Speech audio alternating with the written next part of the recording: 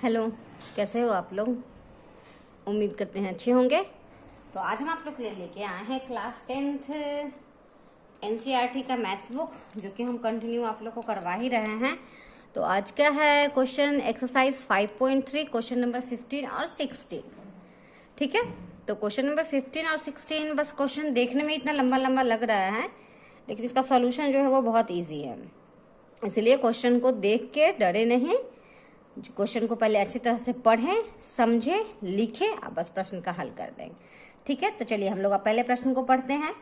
निर्माण कार्य से संबंधित किसी ठेके में एक निश्चित तिथि के बाद कार्य को विलंब से पूरा करने के लिए जुर्माना लगाने का प्रावधान इस प्रकार है। ठीक है, पहले दिन के लिए 200 रुपया, दूसरे दिन के लिए 250 रुपया, तीसरे दिन के लिए 300 रुपया इत्यादि। अर्थात प्रत्येक उत्तरोत्तर दिन का जुर्माना पहले से ठीक पहले दिन के जुर्माना से 50 रुपया अधिक है। एक ठेकेदार को जुर्माना देने के रूप में कितनी राशि अदा करनी पड़ेगी यदि वह इस कार्य में 30 दिन का विलंब कर दिया। प्रश्न को समझिए आप लोग। प्रश्न यह है कि अगर हम कोई भी कार्य को हम लोग करते हैं, ठीक है, कार्य को लगातार हम लोग करते हैं, लेकिन अगर कार्य को करने से किसी दिन अगर लेट होता है तो वह जो है 50 रुपया जो है उसको क्या हो जाता है, तो 50 रुपया जो है उसको जुर्माना के रूप में देना होता है। फिर अगले दिन अगर हम लोग फिर वैसे ही करते हैं तो 50 रुपया और देना होता है। फिर अगले दिन करते हैं तो 50 रुपया और कर देना होता है। तो इस प्रकार से जो है इस प्रश्न में दिया हुआ है। तो चलिए सबसे पहले हम लोग क्या करेंगे, इस प्रश्न को हम लोग पहले एक श्रेणी क्रम में लिख लेते हैं, एपी के क्रम में, फिर जाके हम लोग इसका हल करेंगे। तो प्रश्न में देखिए कि सबसे पहले जो है वह 200 रुपये उसका जुर्माना अदा करना होता है। पहला दिन क्या है, इसका हल देखिए। तो पहला दिन है 200, दूसरे दिन है 250, तीसरे दिन है 300। इस प्रकार से इसका जो है आगे चलता है। लास्ट में जो है एक ठेकेदार का जो यदि वह कार्य 30 दिन का विलंब करे, मतलब लास्ट में क्या है 30 दिन तक। इस प्रकार से जो है हम लोग लिख लेंगे पहले। ठीक है, उसके बाद लिखने के बाद क्या करेंगे, उसके बाद हम लोग इसका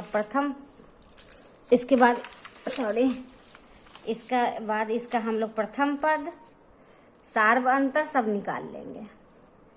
तो चलिए सबसे पहले प्रथम पद निकालते हैं।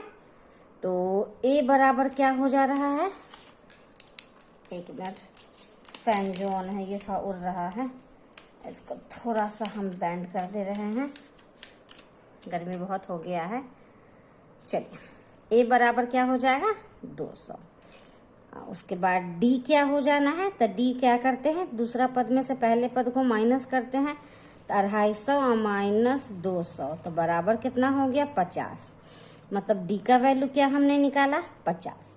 चलिए अब यहाँ दिन दे रहा है कि 30 दिन तक, कितना दिन तक 30 दिन तक, अर्थात कि n बराबर जो है वह 30 हो जाएगा।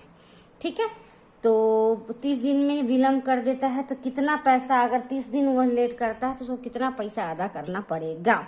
तो हमको तो सबको जोड़ना पड़ेगा, इसके लिए हम लोग योग वाला फॉर्मूला डालेंगे। तो योग का फॉर्मूला क्या होता है, SN बराबर n/2 2a plus n-1 into D. बस इसके बाद से तो आप लोग भी प्रश्न को हल कर सकते हैं, हमको ज़्यादा बताने का जरूरी नहीं है, लेकिन चलिए फिर भी हम लोग प्रश्न को देखते हैं।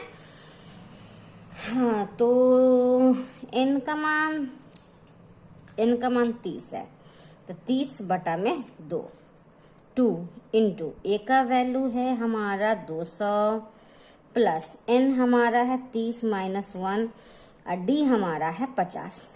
कोई दिक्कत नहीं, इसको इससे कट कर दीजिए तो ये 15 बार में कट जाएगा। 15, 200 को 400 से 200 को 2 से गुना किए तो ये 400 प्लस 30 में से 1 गया तो ये हो गया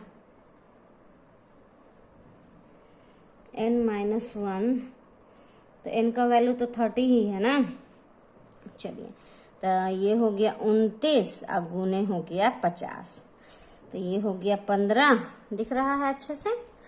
तो 15, ये हो गया 400 अब प्लस 5 नमा 45 के 5 हासिल 4, 5 दूनी 10, 4 14, 1450। तो अब क्या होगा, यहाँ पे कर लेते हैं ना, तो यहाँ पे करते हैं तो ये हो गया 15। इसको हम लोग ब्रैकेट को हम लोग गुना में बदलते हैं, ये दोनों को हम लोग प्लस करते हैं तो ये होता है 1850। अब 15 को 1850 से हम लोग गुना करेंगे तो हो जाएगा 27750। यह जो है कि 30 दिन तक अगर वह लेट करता है ठेकेदार जो है तो उसको जुर्माना कितना देना पड़ेगा, तो SN बराबर हमारा निकल गया 27750। इस प्रकार से जो है प्रश्न संख्या 15 का हल हम लोगों ने कर लिया है। हमें उम्मीद है कि आपको समझ में भी आया होगा। तो चलिए अब चलते हैं हम लोग प्रश्न संख्या 16 की ओर। तो प्रश्न संख्या 16 भी वैसे ही बहुत इजी है, बस प्रश्न को पहले हम लोग पढ़ लेते हैं अच्छे से।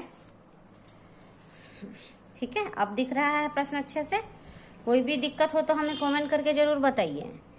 देखिए, किसी स्कूल के विद्यार्थियों को उनके समग्र शैक्षिक प्रदर्शन के लिए 7 नकद पुरस्कार देने के लिए 700 रुपया की राशि रखी गई है। ठीक है, यदि प्रत्येक पुरस्कार अपने से ठीक पहले पुरस्कार से 20 रुपया कम है तो प्रत्येक पुरस्कार का मान ज्ञात करें।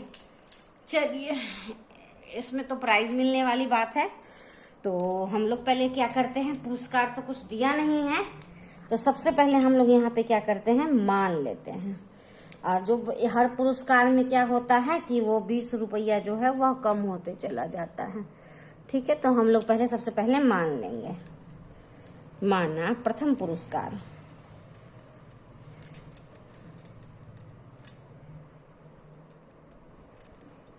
बराबर N। ठीक है, तो फिर माना दूसरा पुरस्कार तो क्या है, दूसरा जो है पहला से 20 कम होते जा रहा है। फिर तीसरा तो ये क्या हो जाएगा, तो 20 और 20 हो गया 40। इस प्रकार से जो है हमने 3 का निकाल लिया। ठीक है, 3 का निकाल लिया। उसके बाद हम लोग क्या करेंगे, अब AP का एक श्रेणी लिख लेते हैं। तो AP लिख लेते हैं हम लोग। तो सबसे पहला क्या है A, दूसरा क्या है A-20, तीसरा क्या है A-40। उसको तो कॉमा देके ऐसे कर दीजिए। कितना तक है, तो 7 पदों तक। तो यहाँ तो पदों तक बोल दिया है, तो 7 पदों बोलने का मतलब क्या है, N बराबर 7 हो गया। A का मान निकालते हैं तो A बराबर तो A हो गया। चलो अच्छी बात है, प्रथम पद भी इसको लिख सकते हैं।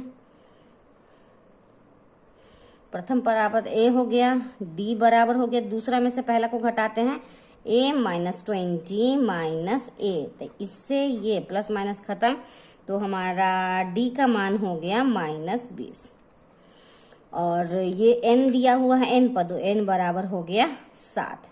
यहाँ N पदों दे दिया है हमको, प्रथम पद A भी नहीं है हमारे पास, तो हम लोग क्या करेंगे सबसे पहले। और यहाँ देखिए एक चीज और दिए हुए हैं, ये पुरस्कार देने के लिए 700, ये टोटल जो है यह 700 है, तो SN बराबर हो गया 700। सबसे पहले हम लोग क्या करते हैं, सबसे पहले हम लोग A का वैल्यू निकालते हैं। और जबकि यहाँ N दिया हुआ है तो A का वैल्यू हम लोग कैसे निकाल लेंगे, N का वैल्यू हम लोग निकालेंगे AN वाले फॉर्मूले से। N वाले फॉर्मूला से निकाल लीजिए, SN वाले से भी निकल ही जाएगा। तो SN बराबर क्या होता है, N/2 2A + N-1 into D। Value put कीजिए तो SN का वैल्यू है 700 बराबर N भी दिए हुए हैं 7/2 2 इंटू A का प्रथम पद तो A ही है, तो प्रथम पद को हम लोग A ही रहने देते हैं।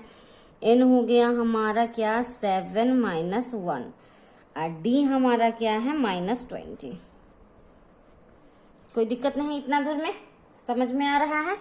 तो चलिए इसको हम लोग गुना भाग में इधर ले आते हैं। ये 700 हो गया, ये गुना, ये भाग में है तो ये गुना में आ गया, और ये ऊपर में है तो ये नीचे आ गया। तो 2 और A को मल्टीप्लाई किए तो 2A, ये हो गया 6, ये हो गया -20। कोई दिक्कत नहीं इतना दूर में। तो चलिए आगे देखते हैं। देखो इसको हम इससे कट करते हैं तो 100 हो गया, तो 100 दूनी कितना 200, 200 बराबर हो गया ये 2A, अब प्लस माइनस माइनस हो गया, 6 दूनी 12, 120। देखिए तो ठीक है ना, ये प्लस है, ये माइनस, माइनस हो गया। अब हम लोग इसको इधर उधर घुमा देते हैं, बस क्वेश्चन का हल हो गया, ये निकल जाएगा। ठीक है, ऐसे लिख सकते हैं। तो 2a बराबर हो गया 200, ये माइनस को उठा के हम लोग इधर लाएं तो हो गया 120। तो 2a बराबर हो गया ये 320। a बराबर हमारा हो गया 320 बटा में 2, कट कीजिए, 2 एकम 2, 2 छक 12, 0 का 0। a हमारा क्या हो गया, a हमारा 160 हो गया। ठीक है, तो चलिए अब क्या बोल रहा है कि हम लोगों को जो है 20-20-20 कम होते जाना है। तो पहला, सबसे पहला क्या हो गया, 160 हो गया, दूसरा 140 हो गया, तीसरा 120 हो गया, उसके बाद 100 हो गया। इस प्रकार से जो है हम लोग आगे की ओर पद को बढ़ाते चले जाएंगे। 160 बोला है ना, तो 100 हो गया, तो फिर लिख ही देते हैं, 80 हो गया, ये 60 हो गया, ये 40 हो गया। इस प्रकार से जो है प्रत्येक पुरस्कार का दाम जो है हम लोगों ने निकाल लिया। देखिए कितना आसान प्रश्न था। बस प्रश्न पढ़ने से लगता है कि प्रश्न जो है वह हार्ड है, लेकिन बनाने के बाद कुछ नहीं रहता है। ठीक है, तो हमें उम्मीद है कि आप लोग को जरूर समझ में आया होगा। तो आप आराम से आप लोग मेरे वीडियो को पॉज कीजिए, जहां पे समझ में ना आ रहा हो पॉज करके देखिए, सुनिए मेरी बात को, और प्रश्न हल करने का तरीका समझिए, कितनी आसानी से प्रश्न को हल हम लोग कर सकते हैं। ठीक है, तो चलिए, अगर आपको मेरा बताया हुआ तरीका अगर समझ में आ रहा होगा तो प्लीज लाइक करना मत भूलिए और सब्सक्राइब करना मत भूलिए। अगर पहली बार मेरे वीडियो को देख रहे हैं तो बेल आइकन दबाना नहीं भूलिएगा, ताकि कोई भी वीडियो अगर हम डालें तो उसको आपको नोटिफिकेशन मिल जाए। और जितना ज्यादा हो सकता है अपने दोस्तों के साथ शेयर कीजिए। ठीक है, तो चलिए अब हम लोग मिलते हैं नेक्स्ट क्वेश्चन लेके नेक्स्ट वीडियो में। धन्यवाद।